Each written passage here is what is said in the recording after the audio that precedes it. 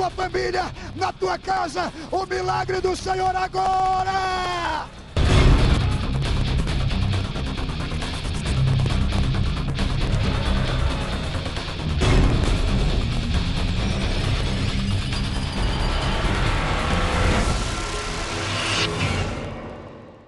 Vamos abrir as nossas Bíblias no capítulo 35 do livro de Gênesis. No capítulo 35 do livro de Gênesis, diz o seguinte: depois disse Deus a Jacó: levanta-te, sobe a Betel e habita ali. Faz ali um altar ao Deus que te apareceu quando fugiste diante da face de Esaú, teu irmão. Repetindo o texto sagrado, Gênesis capítulo 35, versículo 1. Depois disso, disse Deus a Jacó: levanta-te, sobe a Betel e habita ali. Faz ali um altar ao Deus que te apareceu quando fugiste diante da face de Esaú, teu irmão. Amém. Eu quero profetizar para você que esta noite vai ficar marcada na sua vida. Marcada na vida de você que está dentro deste templo, adorando a Deus neste momento. E vai marcar também a vida de você, meu amigo, você que está e que vai ter oportunidade de ver e de ouvir esse DVD. Com certeza Deus estará impactando a sua família, impactando a sua vida, mudando a história da sua vida, assim como mudou a história de Jacó. Acredite que Deus vai impactar a sua família através desta mensagem. Quantos acreditam assim, levantem as suas mãos e deem glória a Deus.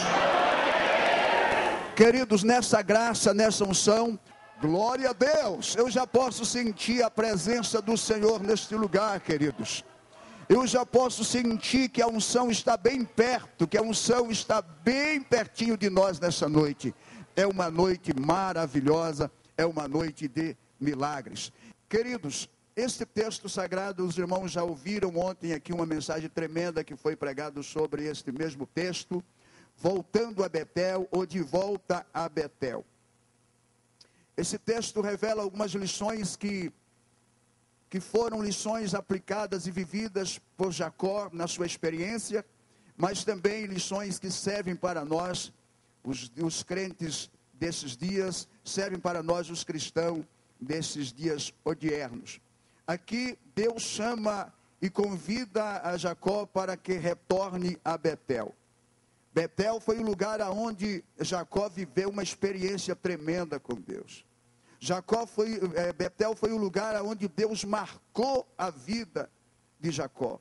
Jacó saiu de Beceba, da casa dos seus pais, saiu fugitivo, porque tinha enganado seu pai, tinha enganado seu irmão Esaú, e ele saiu de uma distância de cerca de 96 quilômetros até chegar exatamente ali neste lugar chamado Luz, antigamente Luz, e depois Betel. Dali ele parte para Arã, ou Arã-Padã, aonde estava ali o seu tio Labão, e lá ele foi trabalhar com seu tio, lá ele pôde ter riquezas, lá ele pôde ser um homem rico, lá ele ganhou, nesse tempo de trabalho, trabalhando para o seu tio, ele ganhou muitos valores, ele se tornou um homem muito rico, com rebanho de ovelhas, de cabras, tinha bastantes camelos, tinha gados e tinha vacas. E depois, queridos, que ele tem toda essa riqueza, ele retorna e quer reconciliar com o seu irmão, uma vez que ele saiu fugitivo e brigado com o seu irmão. Ele volta e nesta viagem de retorno, no capítulo de número 32, ele faz as pazes com Esaú, seu irmão, num lugar chamado Sucote, ali no Val de Jaboque, ou no rio de Jaboque. Eles conseguem ali fazer as pazes, e Jacó, uma vez que fica em paz com seu irmão, ele retorna em direção a Seir. Seir significa montanha ou monte. E quando ele chega em Seir, ele deixa de ir o seu destino a Seir e agora prossegue indo para Siquém. foi em Siquém que Jacó viveu a maior crise da sua vida. Eu digo que a maior crise da vida de Jacó não foi quando ele enganou seu irmão, seu pai, foi quando ele saiu fugitivo. A maior crise da vida de Jacó não foi também quando ele trabalhou na casa de Labão, nas terras de Labão, e foi enganado por Labão. Não foi ali o problema mais sério que Jacó enfrentou. Eu digo que o problema mais sério e a crise mais profunda que Jacó viveu foi exatamente quando ele chega em Siquém.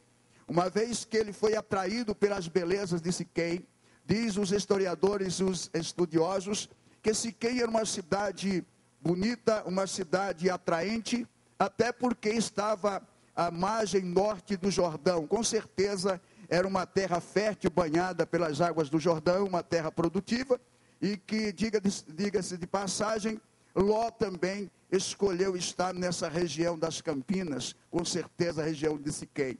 Queridos, mas foi em Siquém que Jacó vive a sua maior crise de toda a história da sua vida. Porque quando ele chega em Siquém, ele passa a habitar em uma sociedade pagã, ele passa a habitar em uma sociedade que não conhecia o verdadeiro Deus, uma sociedade que vivia costumes e práticas diferentes. Para vocês terem uma ideia, houve uma grande crise ali na vida de Jacó, não uma crise que envolveu só a sua vida, mas uma crise que envolveu também a sua família. Amados, foi lá em Siquém que um moço daquela cidade, de nome Siquém também, se apaixonou pela filha de Jacó, se apaixonou por Diná. E esta paixão foi tão louca, foi uma paixão tão terrível, que aquele moço, através do fogo desta paixão, da loucura desta paixão, ele pôde violentar, ele pôde estuprar a filha de Jacó, ou a sua namorada, se é que eu posso dizer que ela era namorada.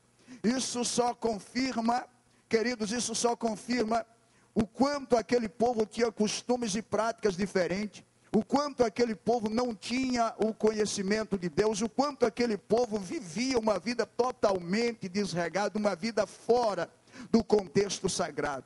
Mas, infelizmente, Jacó, uma vez atraído pela beleza daquele lugar, ele habita ali, ele passa a morar naquele lugar. E quando o texto aqui no capítulo 35, vem uma ordem de Deus para Jacó dizendo o seguinte: Jacó, levanta-te, sobe a Betel. Quando o texto diz levanta e sobe a Betel, eu vejo isso também numa visão espiritual, que esta queda de Jacó, que este levantar, claro que ele estava em Siquém, quando ele tinha que ir para Seir.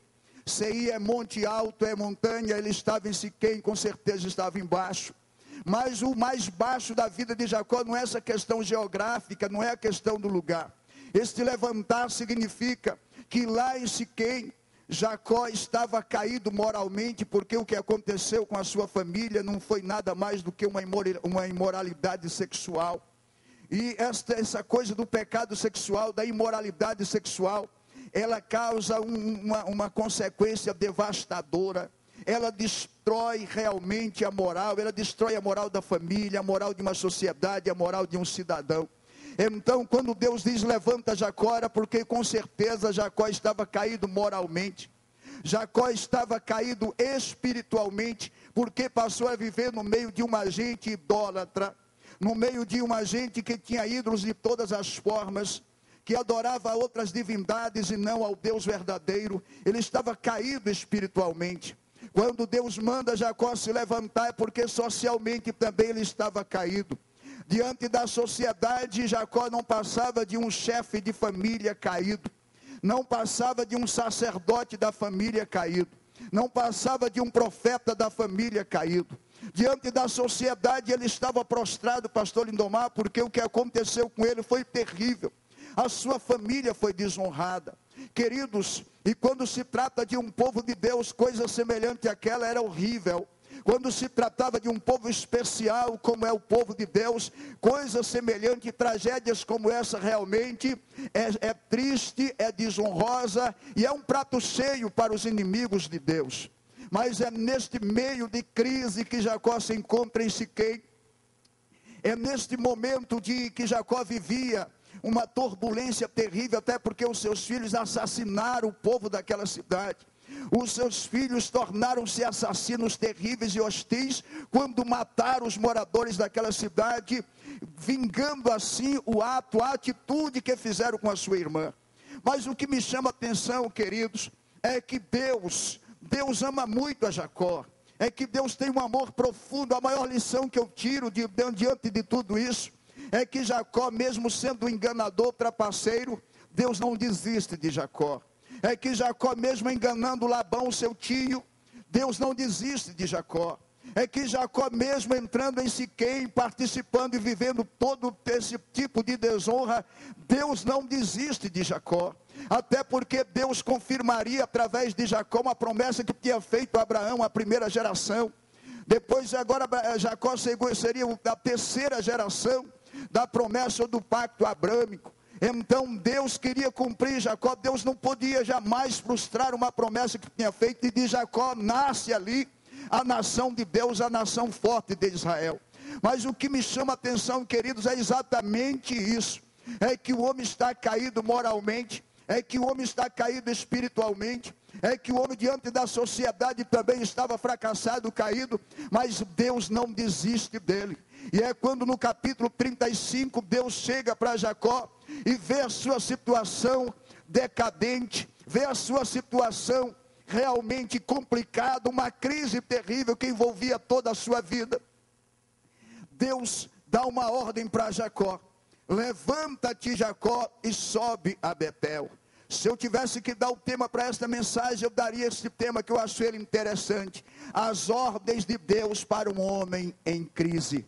E a primeira ordem de Deus para Jacó é levantar, é que ele se colocasse de pé, é que ele pudesse levantar moralmente, espiritualmente e socialmente.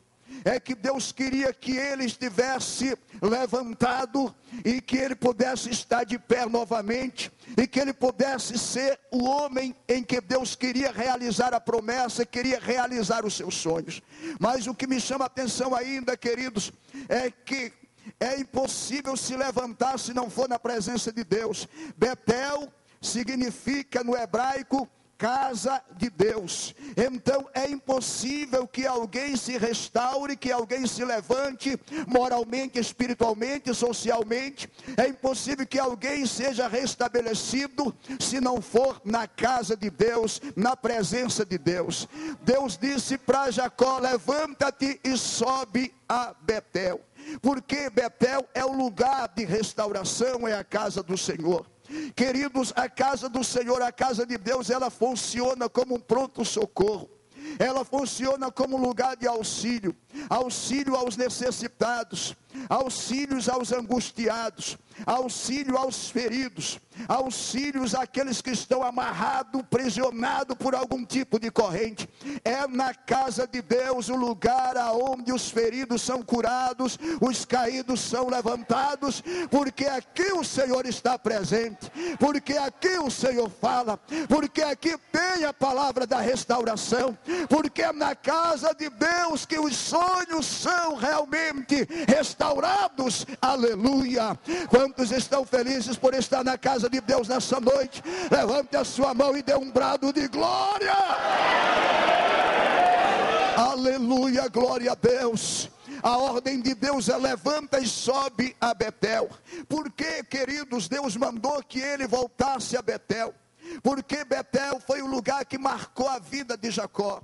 No capítulo 28, a Bíblia diz que quando Jacó saía fugitivo, 96 quilômetros afastado de Betesda, ou seja, de Berseba, da casa do seu pai, da casa da sua mãe, e que ele para naquele lugar ali, aleluia, o sol já estava se pondo, o sol já estava desaparecendo no seu ocaso. Então ali a noite aparece e Jacó chega exatamente nesse lugar que anteriormente é luz, agora Betel. Ele pega um travesseiro, como uma pedra, como um travesseiro, e coloca ali a sua cabeça. Tem muito significado esta pedra. Eu diria que esta pedra significa a rocha viva, a rocha inabalável que é Jesus Cristo, a rocha que saiu água, a rocha ferida de